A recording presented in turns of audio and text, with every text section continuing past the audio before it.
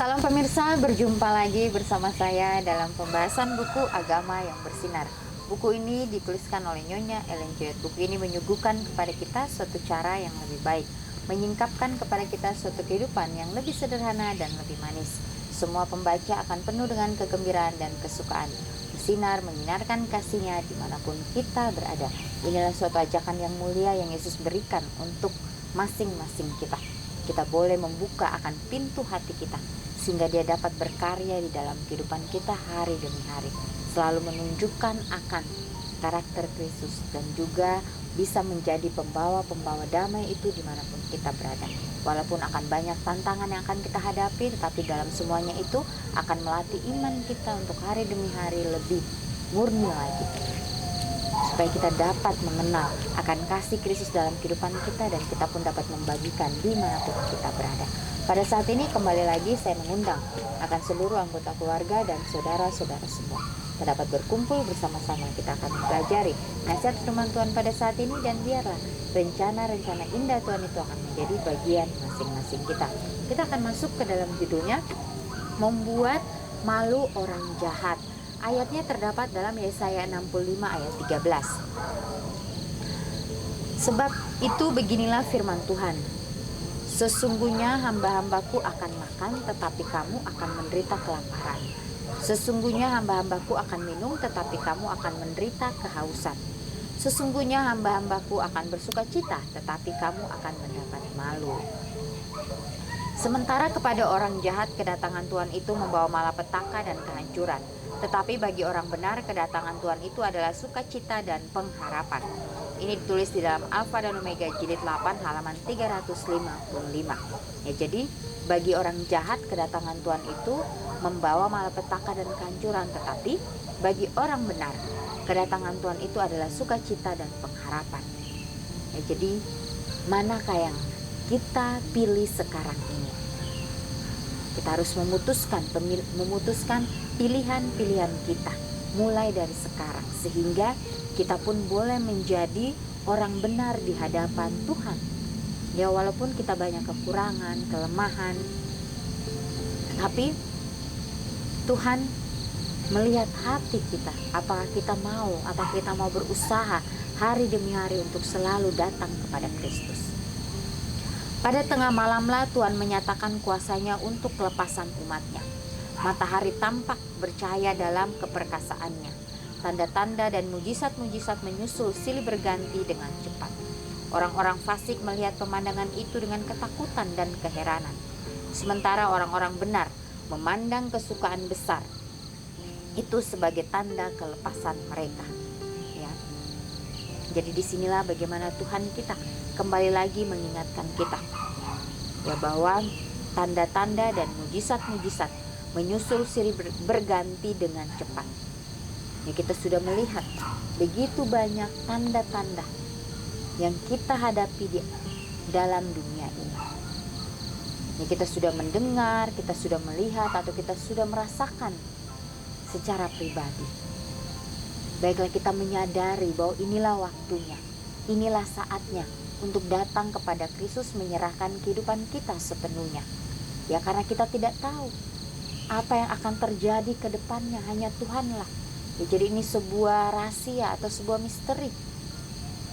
Oleh sebab itu betapa pentingnya bagi kita untuk bersandar sepenuhnya hanya kepada Kristus saja. Ya, sehingga kita pun dapat diberikan kekuatan, diberikan kesanggupan di dalam kehidupan kita setiap harinya. Tidak lama kemudian tampaklah di sebelah timur suatu awan hitam yang kecil, kira-kira setengah kepalan tangan besarnya. Umat Tuhan mengenal itu sebagai tanda Anak Manusia. Dalam keheningan yang hikmat, mereka memandanginya sementara semakin mendekat ke bumi, menjadi semakin terang dan mulia, sehingga menjadi awan putih besar yang dasarnya adalah kemuliaan bagaikan api yang menyala-nyala, dan di atasnya ada pelangi perjanjian. Yesus mengendarainya bagaikan seorang penakluk. Tak ada pena manusia yang dapat melukiskan pemandangan itu. Tidak ada pikiran fana yang sanggup mengerti keindahan dan keagungan kemuliaannya. Ditulis di dalam Alfa dan Omega jilid 8 halaman 671 sampai 676. Ya, jadi sebagai umat-umat Tuhan yang hidup pada saat ini, bila kita ingin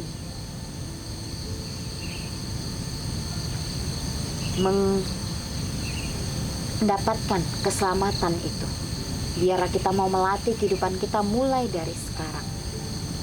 Ya, karena pada saat kedatangan Tuhan itu, ya, orang-orang benar akan melihat bahwa di sebelah timur ada suatu awan hitam yang kecil, kira-kira setengah kepalan tangan besarnya.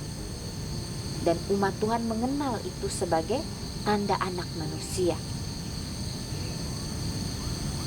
Dan semakin lama, semakin mendekat, yang menjadi semakin terang dan mulia, ya, sehingga menjadi awan putih besar yang dasarnya adalah kemuliaan bagai api yang menyala-nyala, dan di atasnya ada pelangi perjanjian. Itulah kedatangan Tuhan. Bagaimana manusia tidak bisa menggambarkan keindahan itu. Ini hanya dituliskan.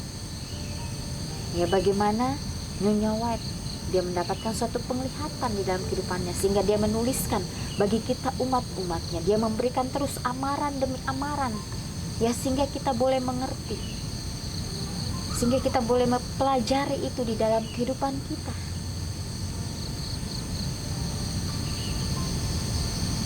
Ya, ini pelajaran-pelajaran dari Roh Nubuat ini adalah terang kecil, dan Tuhan memberikan terang besar, yaitu Alkitab. Ya, supaya kita terus menyelidiki akan firman Tuhan. Tapi di dalam penyelidikan firman Tuhan, ya, kita jangan lupa bahwa kita juga harus mempraktekkan di dalam kehidupan kita setiap harinya, sehingga itu dapat menjadi suatu kesaksian hidup bagi orang lain. Ya, dalam segala sesuatu yang kita lakukan, kita harus seimbang. Ya, jangan sampai berat sebelah. Ya, sehingga kehidupan kita ini bukannya menjadi berkat, malah menjadi kutuk bagi orang lain. Ya, jadi betapa pentingnya untuk kita terus meminta hikmat kebijaksanaan dari Tuhan, sehingga kita pun dapat melakukan sesuai dengan kehendak-Nya.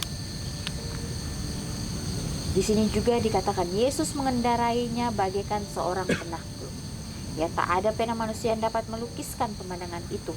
Tidak ada pikiran fana yang sanggup mengerti keindahan dan keagungan kemuliaan-Nya.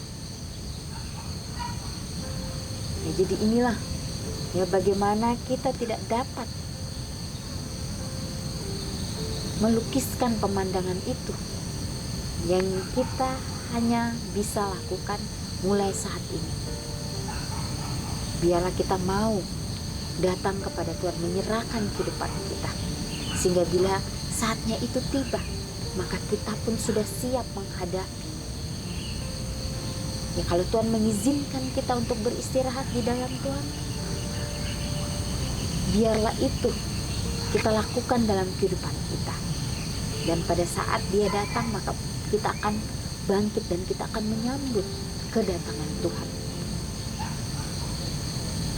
Walaupun kita masih hidup pada kedatangan-Nya, biarlah kita pun mau untuk terus setia mulai saat ini. Ya, walaupun secara pribadi, ya, mungkin saya tidak sanggup untuk menghadapi itu semua, tetapi Tuhanlah yang tahu pribadi lepas pribadi kita. Dia akan memberikan kita kekuatan, memberikan kita kesanggupan. Ya, walaupun mungkin kita sudah lalai, walaupun mungkin kita sudah melupakan Dia, tetapi bagaimana Tuhan tetap menunggu kita untuk kita kembali kepada-Nya, untuk menyerahkan kehidupan kita. Ya, Tuhan akan menerima kita. Dia akan kembali merangkul kita. Ya, Dia tidak pernah meninggalkan kita. Dia terus ada untuk kita masing-masing, untuk Anda dan saya. Itulah bagaimana kasih yang Yesus berikan untuk kita, kasih yang kita tidak bisa ukur dengan apapun. Mereka yang mengasihi juru selamat dengan sungguh-sungguh tidak akan menyambut dengan kesukaan pemberitahuan yang terdapat di dalam firman Tuhan, bahwa Ia yang menjadi pusat pengharapan hidup kekal akan datang kembali. bukan untuk dihinakan, dibenci dan ditolak seperti pada waktu kedatangannya yang pertama, tetapi dengan kuasa dan kemuliaan untuk menjemput umatnya. Hanya mereka yang tidak mengasihi Yesus, Juru Selamat saja yang ingin supaya ia jangan datang. Ini ditulis dalam Alfa dan Omega jilid 8 halaman 355. Ya, jadi mereka yang mengasihi Juru Selamat dengan sungguh-sungguh tidak bisa dan tidak akan menyambut dengan kesukaan pemberitahuan yang terdapat di dalam firman Tuhan, bahwa ia yang menjadi pusat pengharapan hidup kekal akan datang kembali, bukan untuk dihinakan, dibenci atau ditolak, ya, tetapi dengan kuasa dan kemuliaan untuk menjemput umatnya. Ya, bagaimana Yesus sudah menyerahkan dirinya di atas kayu salib untuk Anda dan saya dan untuk setiap umat manusia di atas dunia ini. Ya, dia sudah mengorbankan dirinya, dan pada saat ini biarlah kita mau ya untuk terus ya datang kepada Tuhan, untuk menerima akan panggilannya di dalam kehidupan kita. Ya, dia sudah mati di atas kayu salib, dia sudah mengorbankan dirinya. Baiklah kita terus mengingat akan pengorbanannya itu, sehingga kita boleh mengerti, kita boleh terus memahami akan kasih Kristus di dalam kehidupan kita. Dan dikatakan pada saat Yesus datang yang kedua kalinya, bukan untuk dihinakan, dibenci dan ditolak, tetapi untuk menjemput umat. Ya, karena pada saat Yesus terangkat ke surga, dia sudah berjanji kepada kita semua bahwa dia akan datang untuk menjemput kita. Ya, dan di sana dia menyediakan suatu tempat yang indah untuk masing-masing kita. Biarlah kita mau terus ya datang kepada Kristus. Ya, karena panggilan-panggilan yang Yesus berikan untuk kita, itulah panggilan yang sama yang dia berikan kepada setiap murid-muridnya. Ya, kita mengingat kembali bagaimana perjalanan Yesus bersama dengan murid-muridnya. Ya, Yesus memanggil mereka, dan murid-murid itu langsung tersentuh hati mereka. Mereka meninggalkan apa yang mereka lakukan pada saat itu, dan mereka mengikuti Sang Juru Selamat itu. Yang mereka tidak khawatir apa yang akan mereka makan, apa yang akan mereka pakai, mereka tinggal di mana. Dan mereka tidak memikirkan itu, hanya mereka mau mengikuti Yesus pada saat itu. Nah, walaupun banyak dari antara murid-murid ini, ada beberapa murid-murid yang masih ragu, yang masih bimbang, tetapi mereka terus mengikuti akan Yesus. Dan akhirnya semuanya di akhir daripada kehidupan Yesus di atas dunia ini, akhirnya mereka pun tahu ya bagaimana Yudas mengkhianati Yesus, Petrus yang menyangkal Yesus. Murid-murid terpencar pada saat Yesus ditangkap. Ya, tetapi dari semuanya itu ada suatu pelajaran.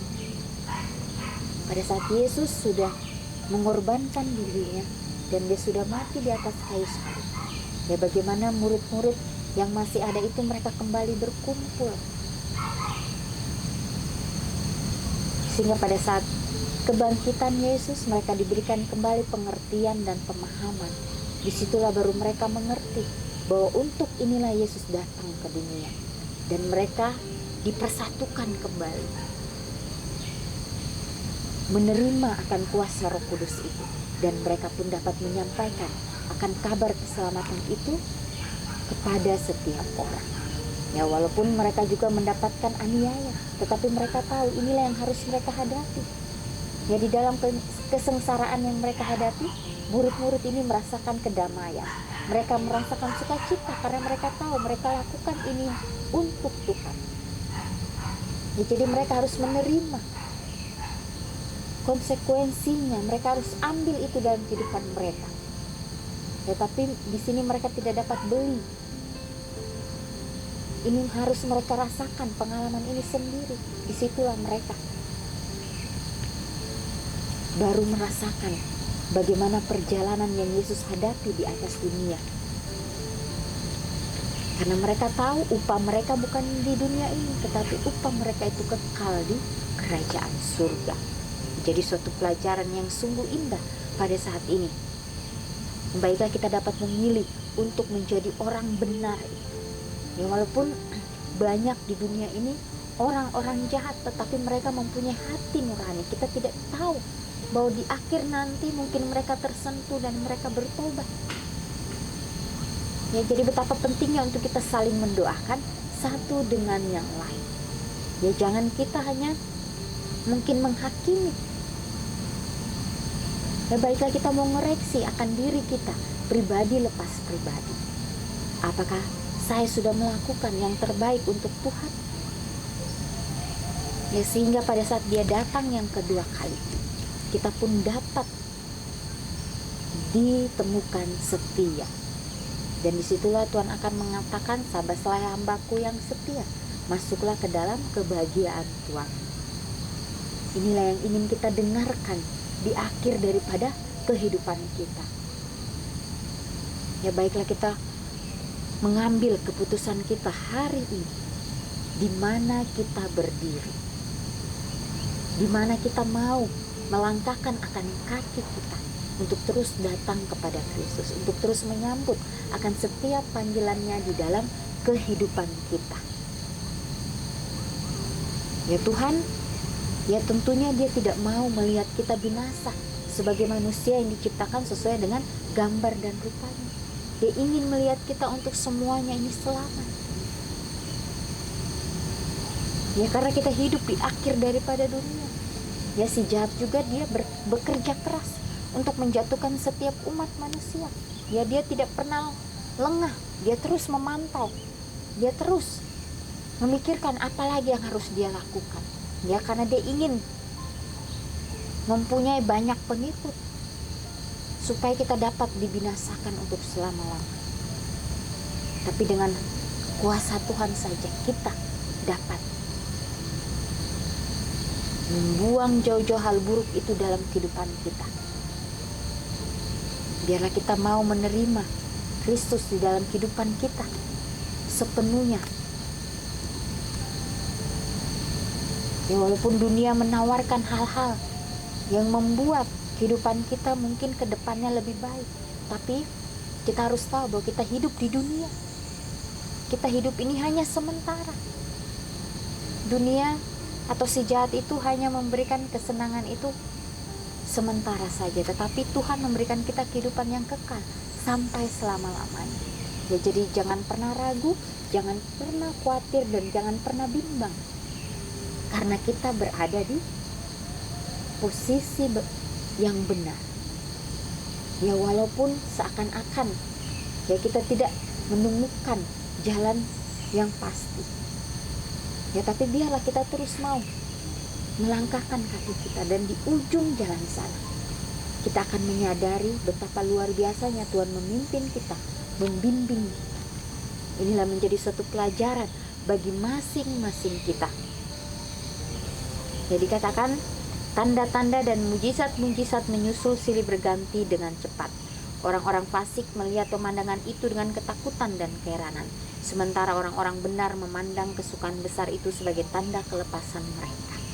Ya, baiklah kita sebagai orang-orang benar, baiklah kita dapat memilih pilihan kita sesuai dengan kehendak Kristus, sehingga pada saat waktunya itu tiba, maka pemandangan itu akan kita rasakan bahwa disitulah kesukaan besar itu sebagai tanda kelepasan untuk kita. Kita bebas dari setiap dosa-dosa, karena Tuhan akan segera datang menjemput umat. Inilah menjadi suatu pelajaran bagi kita. Kita diberikan suatu pengharapan bahwa Tuhan kita adalah Tuhan yang maha adil, bahwa Tuhan kita yang penuh dengan kasih itu akan melepaskan kita dari jerat-jerat dosa itu. Baiklah kita dapat memilih sesuai dengan kehendak Tuhan. Kita mau terus bersandar hanya kepada Kristus saja. Inilah yang menjadi renungan bagi kita. Biarlah komitmen demi komitmen yang kita sudah buat, kita dapat doakan itu, dan kita dapat praktekkan di dalam kehidupan kita setiap harinya. Dan kita pun boleh ditemukan setia pada saat Dia datang yang kedua kali. Kita akan berjumpa lagi di kesempatan yang berikutnya, dan Tuhan memberkati.